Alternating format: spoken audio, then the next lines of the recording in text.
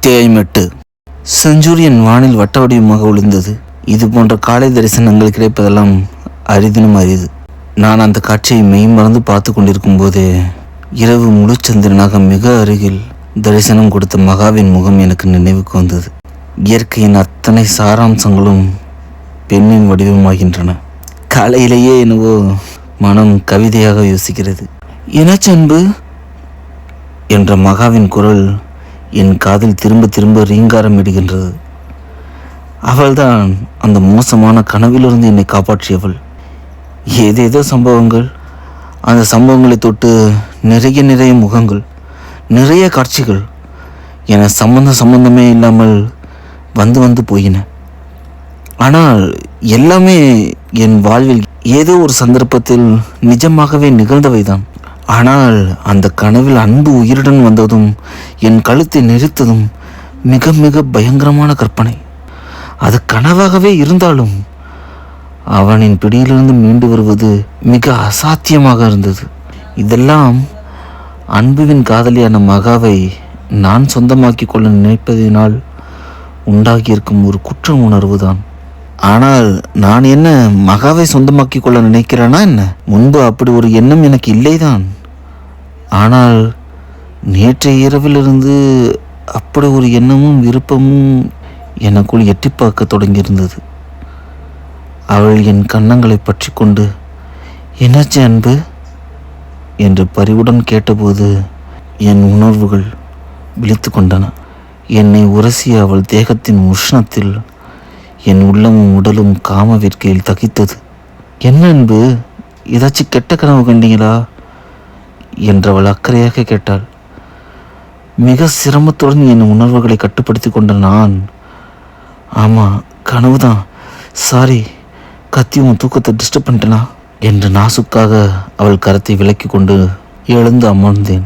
இருங்க தண்ணி எடுத்துட்டு வரேன் என்றவள் அதே பதட்டத்துடன் எழுந்து சென்று தண்ணீர் பாட்டிலை எடுத்து வந்து என்னிடம் அருந்து கொடுத்தாள்.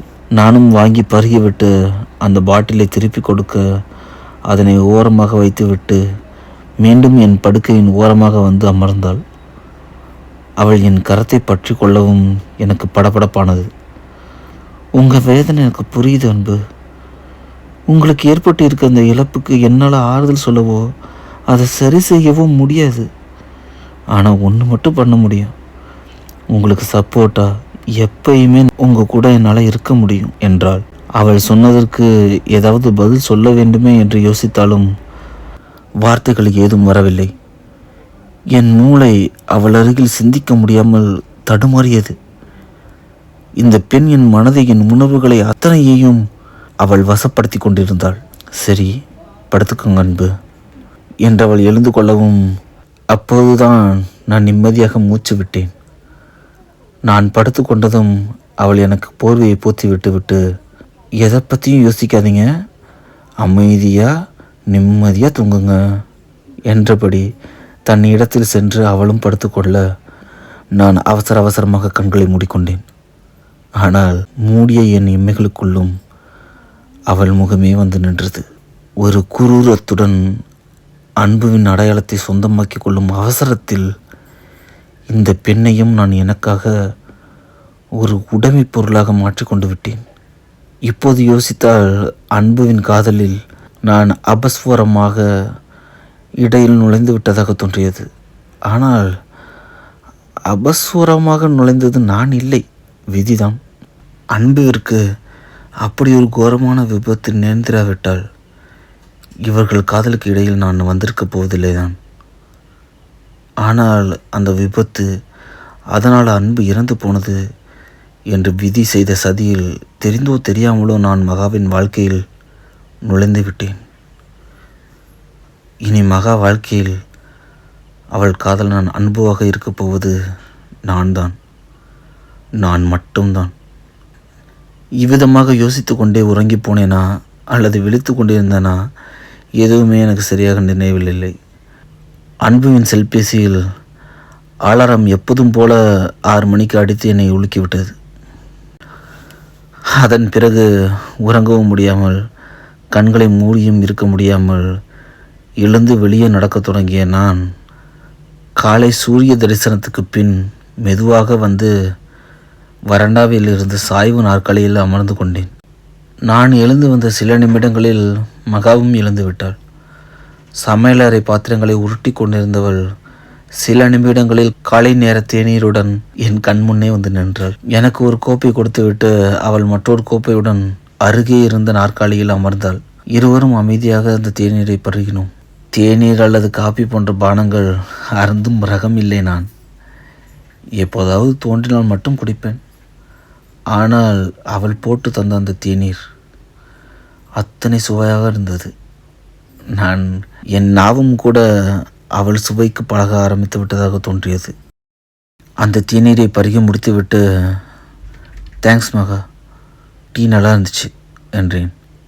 அவள் மெல்லிய புன்னகையுடன், நான் இப்போ உங்கள் ஒய்ஃப் அன்பு, எனக்கு எதுக்கு தேங்க்ஸ் என்று கேட்கும்போது குட்டிமா அழுகுரல் கேட்டது.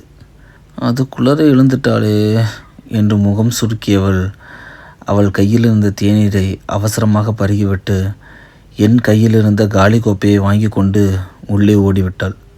ஒய்ஃப் ஒய்ஃப் ஒய்ஃப் என்று எனக்கு நானே சொல்லி கொண்டிருக்கும்போது, டே ஒரு நிமிஷம், அவள் உன் ஒய்ஃப் இல்லைடா, அன்புவோட ஒய்ஃப், அதாவது என்னோட ஒய்ஃப் என்று அன்புவின் குரல் கேட்டது.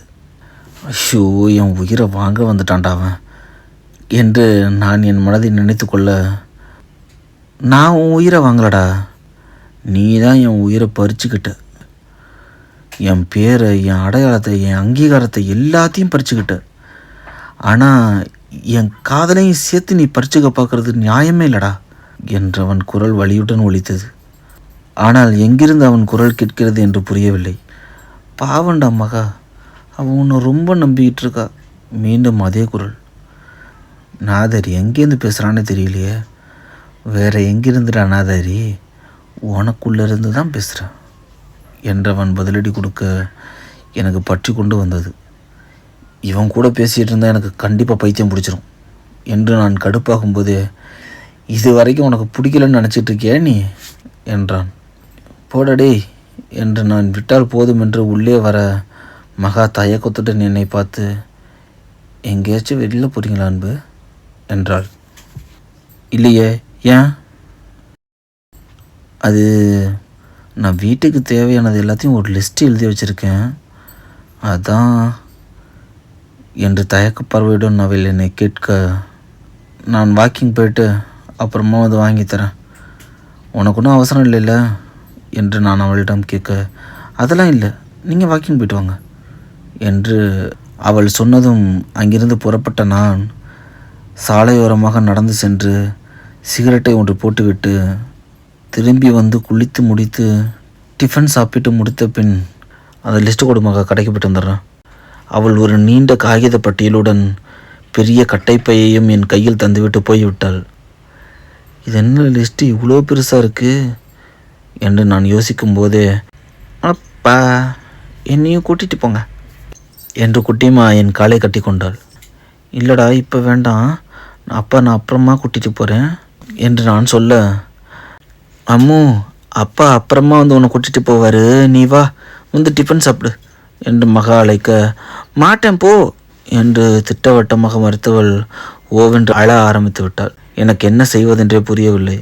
மகா எப்படியோ கெஞ்சி பார்த்து விட்டாள். ஆனால் அவள் அசைந்து கொடுக்கவில்லை. இறுதியாக மகா என் முகத்தை பரிதாபமாக பார்த்து, அவளையும் கொஞ்சம் கூட்டிகிட்டு போயிட்டு வரீங்களா அன்பு என்றாள். சுத்தம் என்று மனதில் எண்ணிக்கொண்ட நான், சரிம்மா கூட்டிகிட்டு போகிறேன் என்று ஒரு கையில் குட்டிமாவையும் மறு கையில் பையையும் எடுத்துக்கொண்டேன். குடும்பஸ்தன் ஆயிட்டீங்க மிஸ்டர். அன்புவின் எல்லல் குரல் என்னை துரத்தி கொண்டு வந்தது. இவனா என்று நான் கடுகடுத்து கொண்டே பைக்கில் குட்டிமாவை அமர வைக்கவும் அவள் குதூகலமாக புன்னகைத்தாள். நான் பெருமூச்செறிந்து விட்டு பைக்கை இயக்கை புறப்பட்டேன்.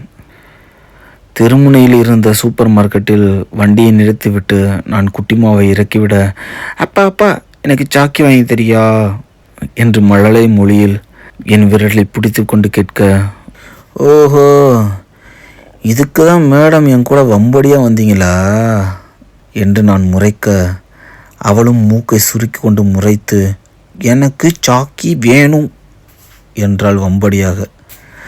நான் வாங்கி தர மாட்டேன், பல்லு சொத்தாயிரும் பாப்பா என்று நான் அழுத்தமாக சொல்ல, என் விரல் பிடித்து கொண்டு கடைக்குள் வந்தவள், எனக்கு சாக்கி வேணும் என்று தரையில் படுத்துக்கொண்டு புரள தொடங்கிவிட்டாள். குட்டிமா என்ன பண்ணுற, எந்திரி என்று நான் தலையை பிடித்து கொள்ள, எனக்கு சாக்கி வேணும் என்று விடாப்பிடியாக அதையே சொல்லிக்கொண்டு புரண்டு புரண்டு அழுதாள். கடையில் பொருள் வாங்க வந்தவரிலிருந்து வேலை பார்க்கும் ஊழியர் வரை அனைவரும் இவள் செய்யும் அலப்பறையை பார்த்து சிரித்தனர். சரி சரி வாங்கி தர்றேன் என்று நான் சொன்னதுதான் தாமதம்.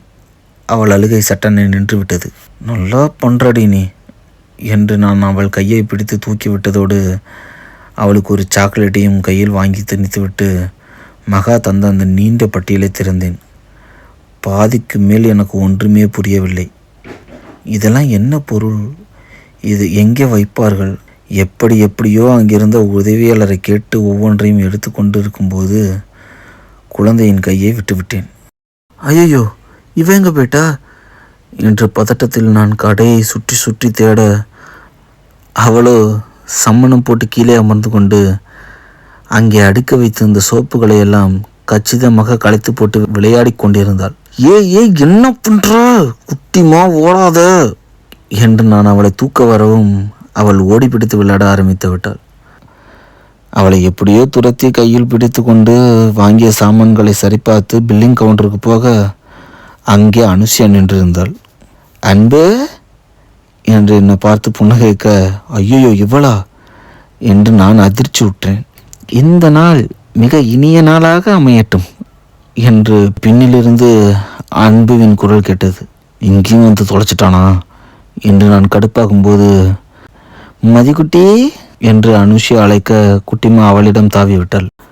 உங்கள் வீட்டுக்கு தான் வந்துட்டு இருந்த அன்பு, அப்படியே பாப்பாவுக்கு பிஸ்கட் சாக்லேட் வாங்கலான்னு தான் இங்கே வந்தேன் என்று சொல்ல, அனு சாக்கி என்றாள் குட்டிமா. அணுவை பார்த்த அதிர்ச்சியில் இருந்த நான் என்னை ஒருவாறு மீட்டு கொண்டு, இரு அனு பில் போட்டுட்டு வந்துடுறேன் என்று சொல்ல, சரி நான் வெளியில் வெயிட் பண்ணுறேன் என்றாள். நான் அதன் பின் வாங்கிய பொருட்களை எல்லாம் பில் போட்டுக்கொண்டு வெளியே வர பாப்பாவை தூக்கி வைத்து கொண்டு அனு நின்றிருந்தாள்.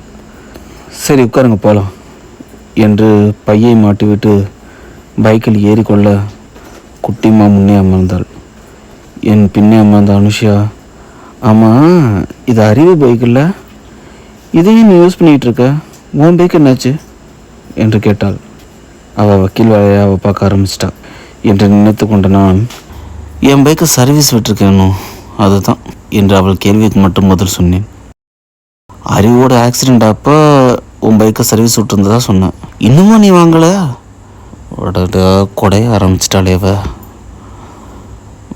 ஆமாம் வாங்கணும், எனக்கு அதை பற்றி சுத்தமாக நினைப்பே இல்லை, நீ கேட்டது தான் எனக்கு ஞாபகமே வருது என்று நான் சமாளித்தாலும் உண்மையில் அன்பின் பைக்கு எங்கே யாரிடம் இருக்கிறது என்று எதுவுமே எனக்கு தெரியாது. இனிமேல் தான் அதை தேடி கண்டுபிடிக்க வேண்டும்.